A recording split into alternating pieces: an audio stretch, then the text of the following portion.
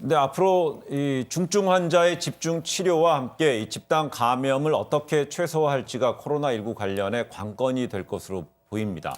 이 코로나19 중증 환자 국가 지정 격리 병상마저 이 좀 중증 환자 배정의 컨트롤 타워 역할을 맡고 있는 이 국립중앙의료원의 진범식 감염내과 전문의 좀 연결해서 자세한 이야기 들어보도록 하겠습니다. 진범식 전문의 교수님 나와 계시죠? 네, 안녕하세요. 예. 네, 바로 좀 질문 드리겠습니다. 중증 환자 국가 지정 격리 병상에는 어떤 기준으로 환자들이 지금 들어오고 있습니까? 네, 이제 국가지정 입원 치료 병상에서 모두 중증 환자만 전원되는 것은 아닙니다. 예. 서울은 아직 환자 발생이 많지 않고요. 중증 환자도 그렇게 많지 않습니다. 그리고 이전에 입원했던 경증 환자 중에서 아직 격리 해제 기준을 충족하지 못하는 환자분들도 아직 재원하고 계십니다. 그리고 최근에는 청도 대남병원에서 발생한 집단 환자 중에서 중증 폐렴 환자들이 한 10분 정도 전원된 바 있습니다. 이분들은 폐렴 자체도 문제지만 기저 정신질환이 있기 때문에 의료적 치료뿐만 아니라 이제 개인적 위생도 관리해드려야 되는 그런 어려움이 있었습니다. 예. 그리고 이번 주에는 이제 서울의 상급종합병원에서 입원 치료 중인 환자에서 위장관 출혈이 발생해서 저희 기관으로 전원한 후에 응급수술을 시행한 바가 있었습니다. 현재 네. 저희 기관은 전체 한 20명 정도가 입원해 계시고요. 이 중에 중증으로 중환자로 분류되는 경우는 한 2명에서 3명 정도가 됩니다.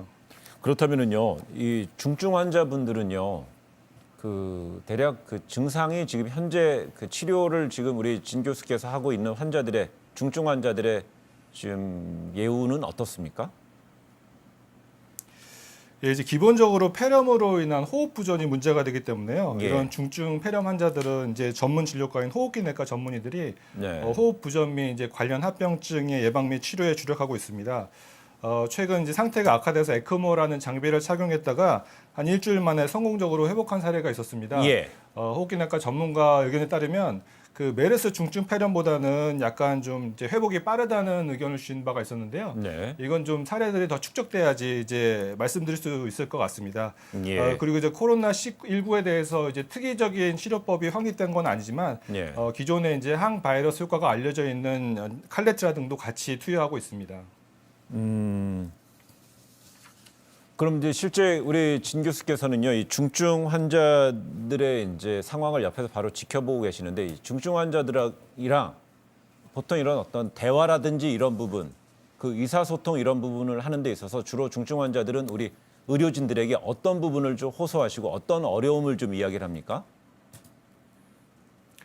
네, 이제 중증 분류 체계가 여러 가지가 있는데요. 저희가 이제 중증 분류 체계로 이제 가장 많이 얘기하는 거는 인공호흡기 치료를 하는 예. 이상의 치료를 하는 경우를 얘기합니다. 그래서 저희가 인공호흡기 치료를 하게 되면은 이제 의사소통은 불가능하게 돼서요. 예. 질문하신 부분에 대해서 말씀드리기 좀 어려울 것 같고요. 예. 다만 저희가 뭐 일반 환자들과 마찬가지로 이제 치료를 하고 있지만 이분들이 이제 기본적으로 격리가 되어 있기 때문에 그런 부분과 관련된 어떤 정서적 지지 그런 거에 좀 더 신경을 쓰고 있습니다. 예. 진범식 전문의께서는 약 한 달 전이죠. 이 국내 첫 퇴원을 한 입원 확진자의 주치이기도 했습니다.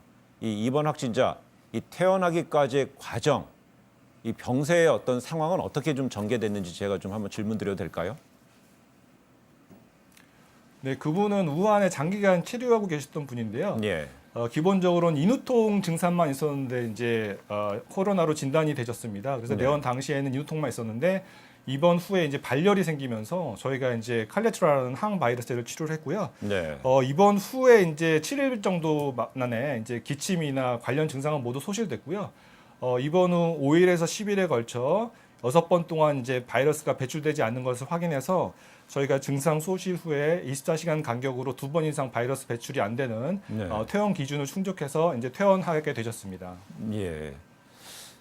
좀 전에 이제 퇴원을 말씀하셔서 제가 한번 질문 드리는데 25번 확진자 있지 않았습니까? 퇴원 후에 다시 양성 반응이 나왔었는데 또 이 지난 3일에 또 두 번째 퇴원을 했다가 이와 같은 상황이 있었습니다. 이거 좀 어떻게 보십니까? 그 환자의 경우에는 재감염이나 재발 두 가지 가능성을 두고 예. 관련 전문가들이 심층적으로 분석을 하고 있는 걸로 알고 있습니다. 근데 그 환자는 퇴원 후에 거의 자가격리 상태에 있었다고 들었고요. 네. 그래서 이제 재감염보다는 재발의 가능성을 좀 더 높게 보고 있는 것으로 알고 있습니다.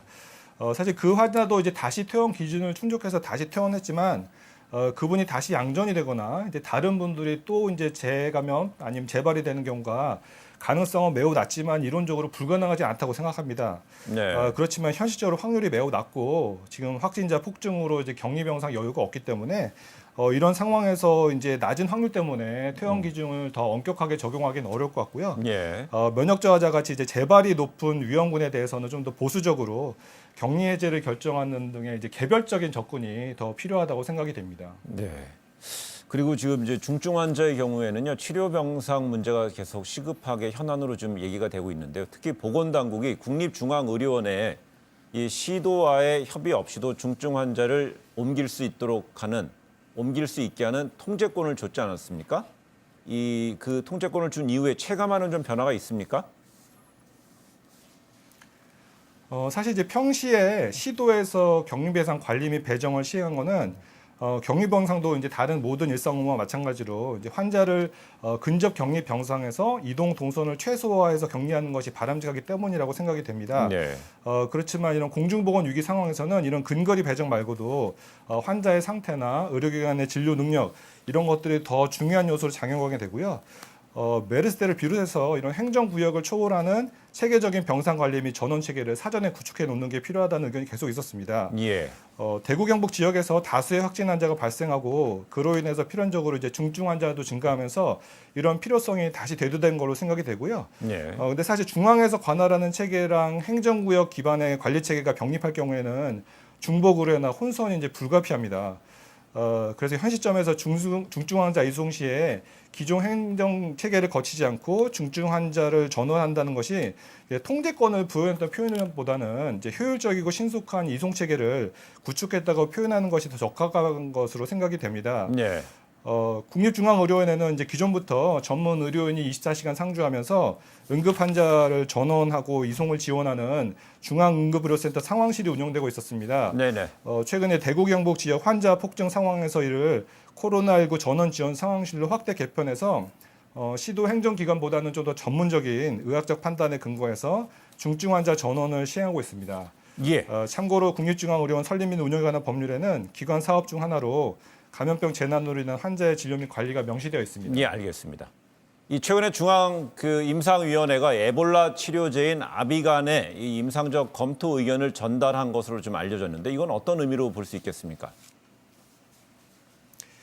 네, 이제 현재 칼레트라나 클로로킨 인터페론 같은 이제 항바이러스제가 사용되고 있지만 임상 자료가 굉장히 부족한 상태입니다. 아비간은 사실 독감 치료제로 개발됐고요. 서아프리카에서 에볼라 유행 시 사용됐지만 당시에도 그 효과는 좀 제한적이었습니다. 아비간이 코로나19에 효과가 있다는 보고가 있었지만 근거가 좀 미약해서 적극적으로 공고하기는 어려운 상황이고요. 사실 아비간은 경구제이기 때문에 중증 환자에서는 최적화된 흡수나 치료 효과를 기대하기 좀 어렵습니다. 그래서 이제 이런 한계점 등을 고려할 때 아비간이라는 약이 실제 이제 코로나19 환자에서 중증 환자에서 얼마나 이제 도움이 될지는 좀 예측하기 어려운 상황인 것 같습니다. 근데 어제 국내 연구진이 코로나19 대항 항체를 찾아냈다고 밝혔는데 이거는 어떤 의미로 좀 해석할 수 있겠습니까? 네, 이제 병원체가 몸에 들어오면 병원체를 퇴치하기 위해서 항체를 형성하게 되는데요.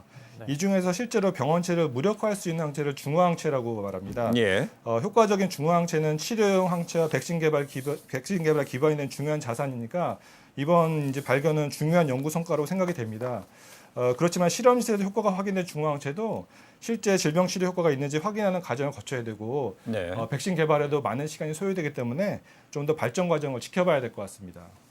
네, 저희가 지금 국립중앙의료원의 진범식 감염내과 전문의랑 지금 연결해서 얘기를 듣고 있는데 진 교수님 지금 스튜디오에 네. 김성환 시사평론가가 우리 진 교수께 질문할 게 하나 있다고 합니다. 한번 마이크를 넘기겠습니다. 한번 답변해 주세요. 네. 네, 짧게 두 가지만 제가 지금 질문 드리고 싶은데요. 지금 첫 환자가 발생한 이후에 한 40여일 동안 환자들을 치료하고 계시지 않습니까? 근데 경증 환자의 경우에는 보통 어느 정도 치료를 해야 완치 판정을 받고 퇴원할 수 있습니까? 저희가 최근에 이제 초기 감염되신 28병을 이제 분석한 자료가 있었는데요. 그분들이 이제 중증도가 좀 다양하지만은 평균적으로는 18일 정도가 경과된 후에 격리가 해제된 걸로 결과가 나왔습니다. 그래서 대개 이제 개인차가 좀 있겠지만 약 2주 정도를 이제 평균적으로 생각하면 될 것 같습니다. 또 우리나라에서 지금 환자 발생 이후에 40일이 넘지 않았습니까? 그리고 전체 환자 수가 한 5,700명 정도 되는데 격리 해제된 환자는 88명 정도밖에 안 된다는 거죠. 그러니까 외국의 완치율이나 아니면 격리 해제된 퍼센트하고 비교할 때 현저히 떨어지는 현상이 나오는데 그걸 어떻게 이해하면 좋습니까? 사실 이거는 여러 가지 요소가 작용이 되고요. 무엇보다도 시간차가 좀 생각을 해야 될 것 같습니다. 저희가 그전에는 비교적 안정된 상태로 관리가 되다가 대구 경북 지역에서 이제 확자가 이제 폭증하면서 이런 결과가 초래되게 됐는데요. 우리나라에서도 물론 중증 환자나 사망자가 나오고 있지만 다른 나라에 비해서 아주 많거나 그런 상황은 아니라고 판단하고 있습니다. 이 부분은 시간이 좀 지나고 전반적인 상황이 경과가 되면은 아마 다른 나라의 결과에 수렴하는 그런 방향으로 가지 않을까 생각이 됩니다. 네. 지금까지 코로나19 중증환자 국가지정 격리병상이자 중증환자 배정의 컨트롤타워를 맡고 있는 국립중앙의료원의 진범식 감염내과 전문의랑 이야기 나눠봤습니다. 오늘 진 교수님 오늘 귀한 시간 내주셔서 고맙습니다. 감사합니다. 네.